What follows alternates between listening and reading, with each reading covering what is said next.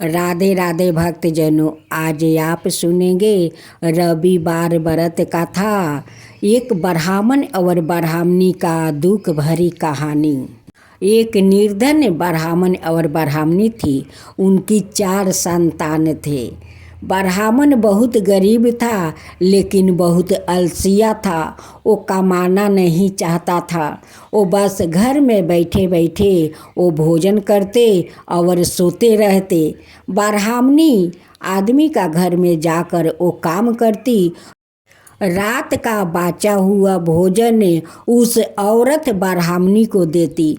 ब्राह्मणी लिया करे उसे बाट बूट करे वो सभी को भोजन कराती और खुद पानी पीकर वो सो जाती थी। वो ब्राह्मण से कहती है कि जाओ कुछ काम ढूंढ कर लो कि बच्चों को कम से कम पेट तो भर सके। मैं काम तो करती हूँ, लेकिन जो वो लोग देते हैं उससे मेरा बच्चों को पेट नहीं भरता है। जाओ कुछ खोज कर तुम काम किया करो। एक दिन ब्राह्मण का सारे बच्चों वो भूख के मारे रो रहे थे। उस समय सूर्य भगवान रथ पर सवार हुए और चांद को लिए वो कहीं जा रहे थे। चांद देखती है तो कहती है कि सूरज भैया देखो, उस ब्राह्मण का बच्चा रो रहा है। वो देखो भूख के मारे वो बिलख रहा है, लेकिन ब्राह्मण कोई काम करने नहीं जाता है। देखिए वो ब्राह्मणी कितना ब्राह्मण से कहती है कि जाइए कुछ ढूंढ कर काम कीजिए, लेकिन ब्राह्मण नहीं जा रहे हैं। देखिए भैया वो बच्चों को देखिए, वो लोग भूख के मारे बिलख बिलख कर रो रहे हैं। उनके लिए तो कम से कम कुछ कीजिए भैया। सूरज भगवान कहते हैं कि देखो चांद, जो लोग का जो तकदीर में लिखा होता है वो ही होता है। अगर घर में अन्न आए और उस अन्न को संभाल कर ना रखे तो वो अन्न कभी रहता नहीं है। वैसे ही उस ब्राह्मण को है, वो कुरिया है, वो काम करना नहीं चाहता है। ब्राह्मणी आदमी का घर में काम करती है। जो रात का बाचा उचा रहता है वही लोग देते हैं, वही लिया करे वो बच्चों को भोजन कराती है, उस ब्राह्मण को भी देती है और खुद पानी पीकर सो जाती है। तो इसका कारण तो वो ब्राह्मण है। देखो बहना, धन तभी आता है कि तुम मेहनत करती हो, तभी तुम्हारा घर में धन आता है। अगर तुम मेहनत नहीं करोगी तो तुम्हारा घर में धन कहाँ से आएगा। ये ब्राह्मण तो काम नहीं करेगा तो धन तो अपने से घर में नहीं आएगा। वो धन के लिए तो मेहनत करना पड़ता है। ये ब्राह्मण नहीं करता है तो उनकी घर में धन कैसे आएगा। ये ब्राह्मण के तकदीर में ऐसा ही तकलीफ लिखा है, इन्हें कभी सुख नहीं लिखा है। इनकी तकदीर में ऐसा ही दुख लिखा है, इसलिए वो निर्धन ब्राह्मण है। फिर भी चांद का मन नहीं मानता है। वो कहती है कि नहीं भैया, कुछ उन लोग के लिए कीजिए। कहते हैं कि ठीक है बहना, जब इतना कहती हो तो तुम अपना आँख से देख लो। ब्राह्मण देव एक दिन बाहर जा रहा था। सूर्य भगवान उनके सामने एक मोहर के पोटली फेंक देते हैं, लेकिन ब्राह्मण तो उस पोटली पर पैर रख कर चला जाता है, लेकिन पोटली को झुक कर नहीं देखता है कि इस पोटली में क्या है क्या नहीं। उस पोटली पर पैर रख कर चला गया, लेकिन पोटली को हाथ भी नहीं लगाया। तब सूर्यदेव कहते हैं कि देखा बहना, देख लो अपना आँख से, इस ब्राह्मण को ऐसा ही दिन चला जाएगा, लेकिन ये ब्राह्मण का नसीब में धन नहीं लिखा है। चांद कहती है कि भैया देखिए, लेकिन बच्चा लोग भूख के कारण कितना रो रहे हैं। सूरज जी कहते हैं कि बहना, ये लोग का भी ऐसा ही दिन जाने वाला है। ये लोग का नसीब में धन नहीं लिखा है। एक दिन चान का मन नहीं माना। वो बुढ़िया का रूप धारण करते हुए एक पोटली लेकर आई और उस ब्राह्मण से कहती है कि ब्राह्मण, इस पोटली को ले जाओ और संभाल कर रखो। जब मैं आऊँगी तो इस पोटली को लेकर जाऊँगी। ब्राह्मण पोटली ले लेता है और जंगल में फेंक देता है और कहता है कि मैं इस पोटली को क्या करूं और इस पोटली को मैं क्यों संभाल कर रखूं। अगर उनकी संभाल नहीं था तो अपना साथ ले जाती। उस ब्राह्मण का तो तकदीर में दुख लिखा था, तो वो धन कैसे संभाल कर रख पाता। उसी जंगल में एक गरीब औरत आती है लकड़ी चुनने और उस पोटली पर नज़र पड़ता है। जब पोटली उठाकर देखती है तो उस पोटली में बहुत सारा मोहर हीरा जवाहरात है। वो गरीब औरत उस पोटली को उठाकर अपना घर ले जाती है। उस औरत का कोई घर द्वार नहीं था। वो टूटे हुए घर में अपना परिवार के साथ रहती थी और लकड़ी रोज जंगल से चुन कर ले जाती है और बाजार में बेचती है। उसी से उनका संसार चल रहा था। अब तो जिसका कपार में जो धन लिखा होता है उसी को तो होता है, और जिसका नसीब में नहीं लिखा होता है उसका तो वो पैर के तले से उस धन को कुचल कर चला जाता है, लेकिन धन उनके पास नहीं आता है। तब सूर्या देव कहते हैं कि बहना, तुम तो पोटली लेकर उस ब्राह्मण के दिया, लेकिन ब्राह्मण क्या किया, वो पोटली को जंगल में फेंक दिया, क्योंकि उनकी तकदीर में वो धन नहीं लिखा था। और देखो उस गरीब औरत जो जंगल से लकड़ी चुन कर बाजार में बेचकर अपना संसार चलाती है, टूटे घर में रहती है, देखो उसी के नसीब में वो धन था, क्योंकि वो धन संभालना जानती थी। उस धन से उस गरीब औरत अपना घर द्वार बना लेती है और अपना परिवार के साथ सुख शांति से वो अपना घर में रहने लगी। अब उनकी लकड़ी नहीं चुनना पड़ता और नहीं बाजार में बेचना पड़ता है। तो ये धन उन्हीं का तकदीर में था, क्योंकि वो कमाना चाहती है कि कैसे धन कमाया जाता है। चांद कहती है कि तुम ठीक कहते हो भैया, देखो मैं जिसका तकलीफ देख कर धन दिया वो तो धन का फेंक दिया, लेकिन जो गरीब औरत लकड़ी काट कर वो बेच रही थी वो धन को संभाल कर ले गई। वो गरीब औरत धनवान बन गई, लेकिन निर्धन ब्राह्मण वो दलिदरता का दलिदरता रह गया। तो यही है बहना उस गरीब औरत आई इस निर्धन ब्राह्मण को कहानी। कर्म करो और धर्म करो। कर्म करोगी तो धर्म तुम्हें शक्ति देगा, तुम्हारा धन घर में आएगा। तो तुम कर्म करोगी तभी तो घर में धन आएगा। अगर कर्म नहीं करोगी तो उसमें धर्म क्या करेगा, धर्म कहाँ से देगा। उसलिए धर्म भी करो और कर्म भी करो। हे सूर्या देव, जो आपका कहानी कहे, जो सुने, जो हुंकार भरे, उन सब का ऊपर कृपा कीजिए और सूर्या और चांद को जय बोलिए। सूर्या देव की जय हो, सूर्या देव की जय हो, चांद मैया की जय हो, चांद मैया की जय हो। कृष्णा राधे राधे। मेरे भक्त जैनों, आज आप सुनेंगे रविवार का व्रत कथा। सूर्य भगवान और ब्राह्मण की ये व्रत कथा है। सुबुकपुर गांव में एक ब्राह्मण और ब्राह्मणी रहते थे। वो लोग बहुत गरीब थे। ब्राह्मण देव निकामा था, वो काम करना नहीं चाहते थे। वो सारा दिन वो भोजन कर लेता है और सो जाता है।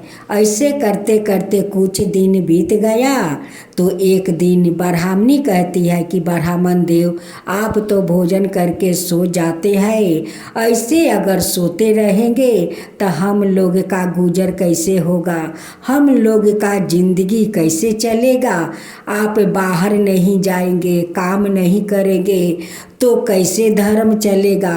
आप जाइए बाहर कुछ काम ढूंढ कर लीजिए कि हम लोग का गुजारा हो सके। ब्राह्मणी हमेशा उदास से बैठे रहती थी। ब्राह्मण देव तो ब्राह्मणी का बात नहीं सुनते। बस ब्राह्मण देव झील में जाते हैं, स्नान करते हैं, सूर्य भगवान को वो जल चढ़ाकर फिर घर आकर सो जाते हैं।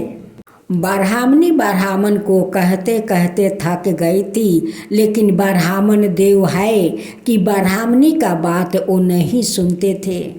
एक दिन ब्राह्मणी का गुस्सा आया तो वो कहने लगी कि ठीक है, आप तो काम करने जाएंगे नहीं तो चलिए, जो झील में आप स्नान करते हैं, सूर्य देव को अर्घ देते हैं, उसी झील में चलकर हम दोनों डुबकी लगाकर अपना प्राण त्याग देते हैं। नहीं आप रहेंगे और मैं, और नहीं आपको काम करने के लिए कहूँगी। चलिए उस झील में हम लोग डुबकी लगाकर अपना प्राण त्याग देते हैं।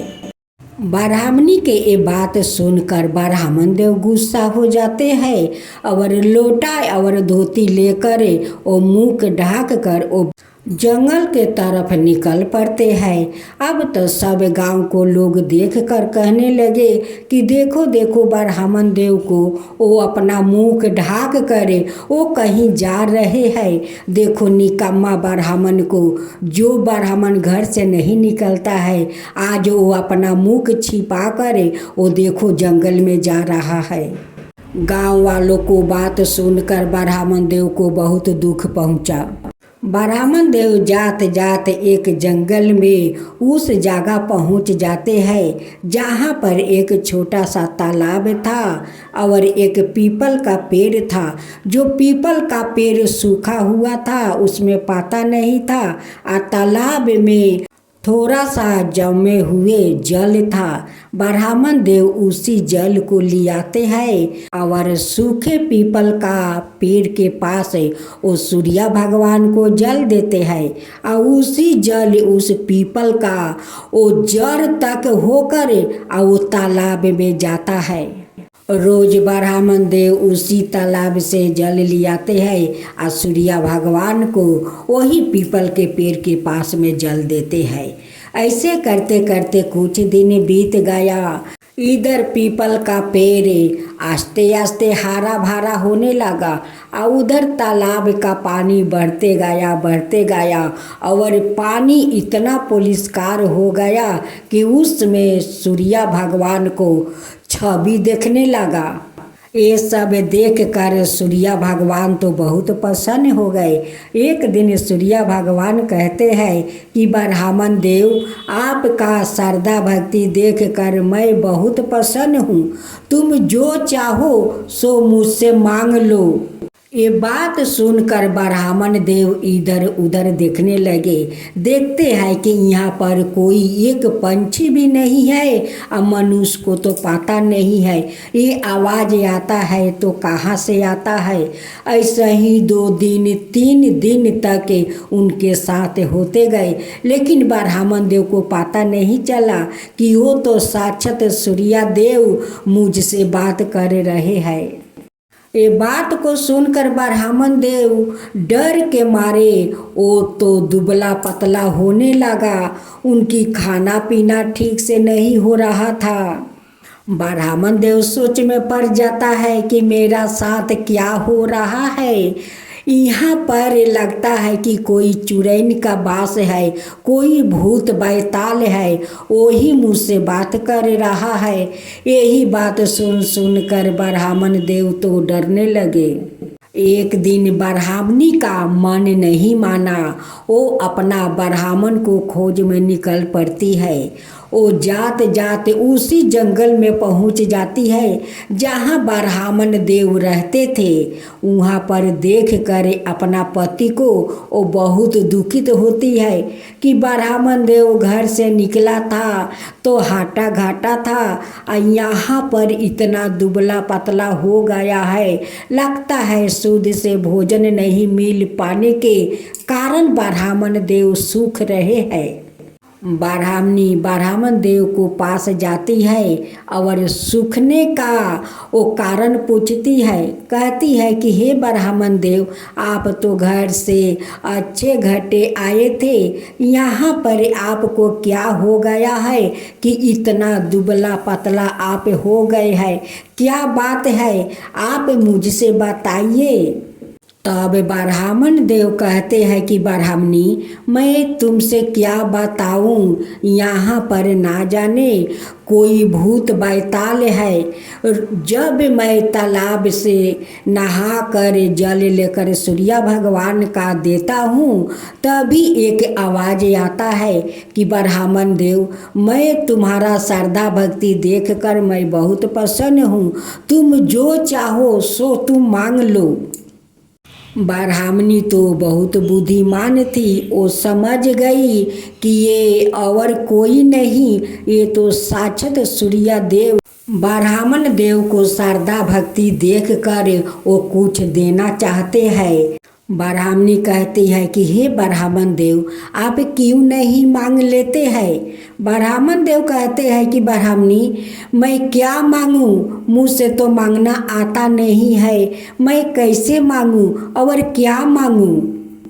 वो ब्राह्मण देव को सिखाती है कि हे ब्राह्मण देव, जब आप काल उस झील में स्नान करने जाएंगे और जब इस आवाज़ को सुनेंगे, तब सूर्य देव से कहना कि हे सूर्य देव, अगर आप मुझ पर प्रसन्न है तो मुझे 9 खंड का महल दीजिए, महल के अंदर दास दासियों दीजिए, धन दौलत दीजिए कि जब अपना महल में जाऊं तो दासियों को झुलुआ में पोते पोती को झुलाते हुए देखूं।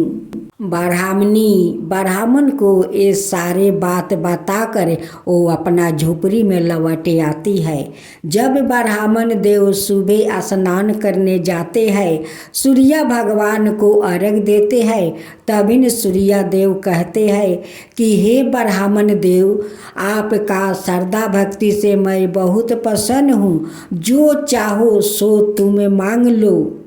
तब ब्राह्मण देव हाथ जोड़कर कहते हैं कि हे सूर्य देव, अगर आप मुझ पर प्रसन्न है तो मुझे 9 खंड का महल दीजिए, उसमें धन दौलत दीजिए, सोने के पलना दीजिए, सोने के पलना में दास दासियों को जब मैं घर लौटूं तो झुलाते हुआ अपना पोता पोती को उस झुलुआ में देखूं। सूर्य देव कहते हैं कि ब्राह्मण देव, देखने में तो बहुत भोला भाला लगते हो, लेकिन बहुत तुम चतुर चालाक हो, एक बार में सब कुछ मांग लिया। ठीक है ब्राह्मण देव, जो जो आप मांगा है वो सब कुछ आपका मिल जाएगा। जब ब्राह्मण देव जंगल से लौट कर अपना झोपड़ी में जा रहा था, वो देखता है कि झोपड़ी के जगह तो महल है, यहाँ पर तो झोपड़ी नहीं है। यहाँ पर बहुत सारा औरत लोग इतना सजे धजे है। उनसे पूछती है कि अच्छा बहन, यहाँ पर एक झोपड़ी था, उसमें मेरी ब्राह्मणी रहती थी, वो ब्राह्मणी कहाँ गई, उस झोपड़ी को क्या हुआ? वो दासी कहती है कि मुझे पता नहीं है ब्राह्मण देव। उसी समय ब्राह्मणी लाल चुनरी पहने हुए, आभूषणों से लदे हुए, हाथ में आरती के थाल लिए हुए ब्राह्मण के पास आती है और कहती है कि हे ब्राह्मण देव, ये आपे के ही महल है, ये तो आपका सूर्य देव को चमत्कार है, आपका सेवा के कारण तो सूर्य देव ये सारे महल धन दौलत सब कुछ दिया है, ये तो आपका ही भक्ति का ही फल है कि जो सूर्य देव प्रसन्न होकर ये सारे महल धन दौलत दिया है। ब्राह्मणी श्रद्धा भक्ति से अपना ब्राह्मण देव को महल के अंदर ले जाती है। ब्राह्मण देव इस महल और धन दौलत दास दासी सोने का पलना देखकर बहुत प्रसन्न हो जाते हैं। उस गांव का राजा का जब पता चला कि ब्राह्मण का घर में कुछ खाने के लिए नहीं था और वो इतना बड़ा महल कहाँ से आ गया। राजा अपना नौकर से कहते हैं कि जाओ उस ब्राह्मण को इस महल में बुला कर ले आओ। और नौकर आता है और ब्राह्मण देव को कहता है कि हे ब्राह्मण देव, राजा आपको महल में बुलाया है। ब्राह्मण देव जाते हैं तो राजा उनसे पूछते हैं कि हे ब्राह्मण, तुम्हारा घर में काल खाने के लिए एक दाना भी नहीं था, आज तुम्हारा इतना बड़ा महल, धन दौलत दास दासी कैसे हो गया? आप कहीं तो डकैती नहीं किया है, डाका तो नहीं मारा है? ब्राह्मण देव कहते हैं कि नहीं राजन, मैं चोरी नहीं किया, नहीं डाका डाला हूँ, नहीं किसी को लूटा हूँ। ये तो सूर्य देव का कृपा है कि उन्हीं के कृपा से आज मेरा इतना बड़ा महल, धन दौलत दास दासी सब कुछ आज मिला है, उन्हीं का कृपा से। तब राजा कहते हैं कि हे ब्राह्मण देव, मैं इतना पूजा पाठ दान पुण्य करता हूँ लेकिन आज तक मेरा कोई संतान नहीं हुआ। इस महल को संभालने के लिए आज तक मेरा कोई संतान नहीं हुआ है। आप कृपा करके बताइए उनकी विधि विधान क्या है, उनकी पूजा कैसे किया जाता है, ये कृपा करके मुझे भी बताइए, मैं भी सूर्य देव को पूजा करना चाहता हूँ। ब्राह्मण देव कहते हैं कि राजन, आप रविवार के दिन सुबह उठकर स्नान कीजिए और भरे लोटे के जल में दूब फूल अक्षत डालकर सूर्य देव को अर्घ दीजिए और उस दिन एक समय भोजन कीजिए। आपको देखिए सूर्य देव सारे इच्छा पूरा कर देंगे, आपका जरूर संतान होगा। आप सूर्य देव पर श्रद्धा रखिए, उन पर विश्वास रखिए और उनकी श्रद्धा भक्ति से पूजा कीजिए। ब्राह्मण देव के कहे अनुसार राजा वैसा ही किया और कुछ दिन का बाद रानी गर्भवती हो गई। फिर 9 महीने के बाद रानी एक सुंदर अपना बेटा को जन्म देती है। अब तो राजा बहुत खुश हो गए, कहते हैं कि ब्राह्मण देव सत्य कहते हैं कि सूर्य देव को श्रद्धा भक्ति से पूजा करो, सूर्य देव सभी को इच्छा पूरा करते हैं, उनकी सारे मनोकामना पूरा करते हैं। आज मैं सूर्य देव को श्रद्धा भक्ति से पूजा किया, आज सूर्य देव मेरे घर में संतान दे दिया। इस महल को संभालने वाला आ गया है। राजा एक दिन सारे गांव वालों में ढिढोरा पिटवाते हैं और कहते हैं कि देखो गांव वालों, रविवार के दिन सभी लोग एक समय भोजन करो और सूर्य देव को श्रद्धा भक्ति से पूजा करो, आप सभी को दुख दूर हो जाएगा। अब तो सारे गांव वाले सूर्य भगवान को पूजा करने लगे। रविवार के दिन सभी लोग नियम से स्नान करते हैं, पूजा करते हैं। अब तो सूर्य देव प्रसन्न होकर सभी गांव वालों पर अपना कृपा बरसा देते हैं, सभी गरीब लोग सुखी हो जाते हैं। सभी गांव वालों को सूर्य देव दुख हर लेते हैं और उन्हें सुख के वरदान दे देते हैं। तो बोलो सूर्य देव की जय, सूर्य भगवान की जय।